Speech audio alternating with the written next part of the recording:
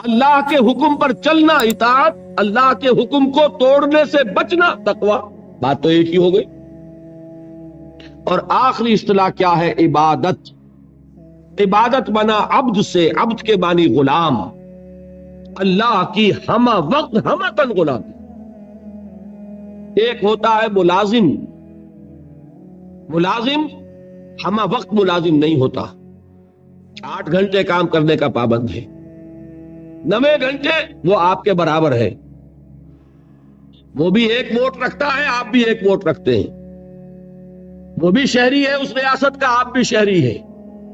Employer employee relation شپ میں رتبے کا فرق نہیں ہوتا، کام کا کام مسئلہ ہے، آپ کام کر رہے ہیں، وہ آپ کو اجرت دے رہا ہے۔ 8 گھنٹے مزدور آپ کا کام کر رہا ہے، 9 گھنٹے، تو بالکل آپ کے برابر آزاد شہری۔ پھر یہ کہ ملازم اگر آپ نے رکھا ہے باورچی کی حیثیت سے، وہ آپ کا خانسامہ ہے، اس سے آپ یہ نہیں کہہ سکتے کہ میرا کموڈ بھی صاف کر دو، کہہ سکتے ہیں؟ وہ صاف جواب دے گا، جناب میں اس کام کے لیے ملازم ہوں، اس کے لیے ملازم نہیں ہوں۔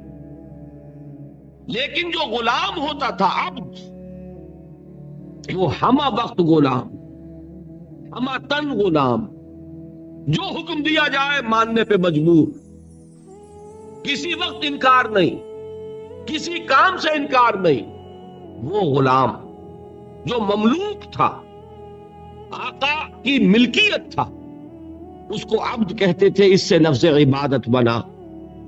یا ایھا الناس اعبدوا ربکم، اے لوگوں اپنے رب کی بندگی اور عبادت اختیار کرو۔ اور فرمایا قرآن مجید میں وما خلقت الجن والانس الا لیعبدون، میں نے تو انسانوں اور جنوں کو پیدا ہی اس لیے کیا ہے کہ میری عبادت کریں۔ یہ تو غرض تخلیق ہے، غایت وجود ہے۔ اسی کو کہا شیخ سعدی نے ترجمانی کرتے ہوئے، زندگی آمد برائے بندگی، زندگی بے بندگی شرمندگی۔ زندگی تو اللہ نے دی ہمیں اس لیے۔ اب 4 الفاظ نوٹ کیے آپ نے، اسلام، اطاعت، تقوی، عبادت، صحیح ہے؟ ان میں 19-20 کا فرق ہے۔ اسلام کے معنی to surrender, to submit, to give up resistance, مخالفت چھوڑ دینا، ہتھیار رکھ دینا، گردن نہادن، سپردن، اپنے آپ کو حوالے کر دینا، یہ سب کیا ہے؟ اسلام۔ اطاعت اللہ کی اور اس کے رسول کی دلی آمادگی سے اس کا کہنا ماننا۔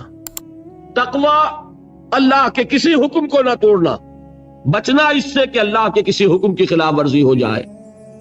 اور عبادت ہمہ تن، ہمہ وجوہ، ہمہ وقت اللہ کا بندہ بن جانا، یہ ہے پہلی چھت۔ اس میں ایک نوٹ ہے آف کوشن۔ ہمارا جو باتیں میں نے اب تک کہی ہیں، اس میں کوئی چیز نئی نہیں ہے، آپ سب جانتے ہیں، ایک بچہ جانتا ہے۔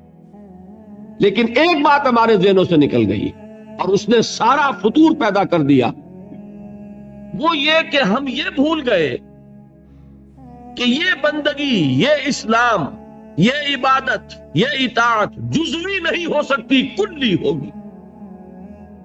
یہ نہیں کہ اللہ کے کچھ احکام قبول اور کچھ رد، کچھ سر پر، سر آنکھوں پر اور کچھ پاؤں تلے۔ یہ اگر ہوگا تو اس کے معنی کیا ہے؟ یہ تمسخر ہے، استہزاء ہے، ڈھٹائی ہے، مذاق اڑانا ہے اللہ کے دین کا۔ اور کل میں تجزیہ کر کے بتا چکا ہوں کہ اس میں جو چیز مانی جا رہی ہے وہ بھی اللہ کے حکم کی وجہ سے نہیں، اپنے نفس کی پسند کی وجہ سے۔ جو مانی جا رہی ہے وہ بھی اللہ کی اطاعت نہیں، نفس کی اطاعت۔ اور میں وہ آیت سنا چکا، افتؤمنون ببعض الکتاب وتکفرون ببعض، کیا تم ہماری کتاب اور شریعت کے ایک حصے کو مانتے اور ایک کو نہیں مانتے؟ سود کس نے حرام کیا؟ اللہ نے۔ سور کس نے حرام کیا؟ اللہ نے۔ شراب کس نے حرام کی؟ اللہ نے۔ بڑا دیندار بنا پھرتا ہے، شراب تو نہیں پیتا، سور نہیں کھاتا، سود کھاتا ہے۔ بتائیے کوئی منطقی اس کے لیے دلیل؟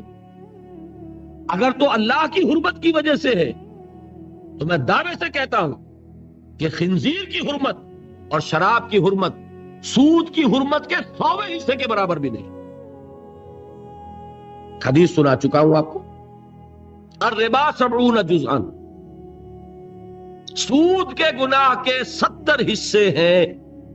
ایسروہا، اس میں سب سے ہلکا حصہ اس کے مساوی ہے ان ينكح الرجل امہ، کہ کوئی شخص اپنی ماں سے زنا کرے. اب آپ کیلکولیشن لگا لیجیے،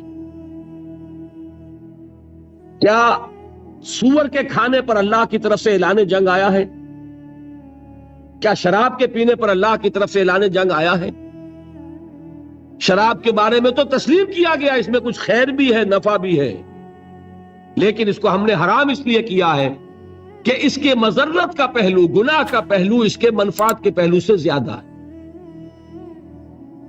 یسألونک عن الخمر والمیسر قل فیہما اسم کبیر ومنافع للناس واسمہما اکبر من نفعہما، یہ فرمایا نا.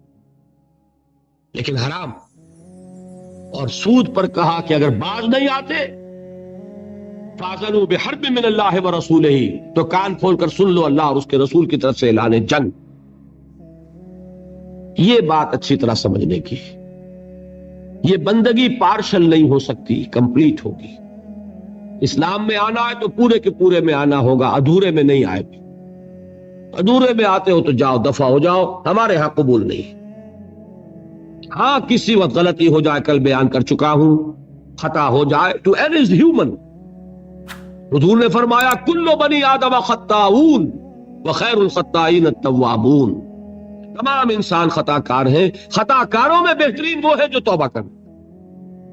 لیکن توبہ کی بھی قرآن مجید میں شرح کر دی. ایک توبہ وہ ہوتی ہے ساری عمر حرام خوری کرتے رہو اور موت کے وقت آگے ہاتھ جوڑ دو، وہ توبہ قبول نہیں ہوگی.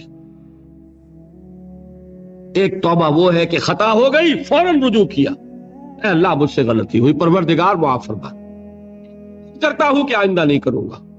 اس کو اللہ نے فرمایا اس توبہ کا قبول کرنا ہم پر واجب ہے. انما التوبۃ علی اللہ للذین یعملون السوء بجہالۃ ثم یتوبون من قریب. بہرحال پہلے درجے میں یہ جان لیجئے صرف اللہ کا بندہ بن جانا، ہمتن بن جانا آسان نہیں ہے.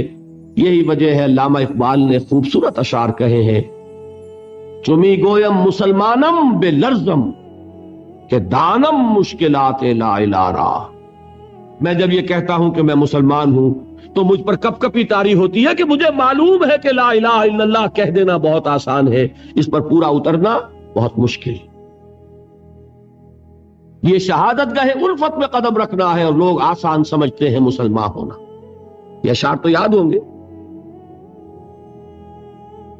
دیکھیے یہ پہلی منزل بنی ابھی، اور پہلی منزل ہی اتنی کٹھن ہے. البتہ اس کی کٹھنائی کو اللہ نے آسان کیا. 4 ایسے عمل ہمیں عطا فرما دیے کہ اگر ان کی پابندی کریں گے تو آسان ہو جائے گا اللہ کی بندگی کرنا. نماز اس لیے تاکہ یاد رہے کہ ہم نے اللہ سے یہ عہد کیا ہے. 5 مرتبہ اپنے کاموں سے نکلو، کہیں غفلت طاری نہ ہو جائے. آؤ اپنے عہد کو تازہ کرو. ایاک نعبد و ایاک نستعین، پروردگار میں عہد کرتا ہوں، تیری ہی بندگی کرتا ہوں اور کروں گا، اور تجھ ہی سے مدد چاہتا ہوں اور چاہوں. حفیظ جالندری کا ایک بڑا پیارا شعر ہے، سجدے میں گر کر آدمی کیا کرتا ہے. بڑا پیارا شعر ہے.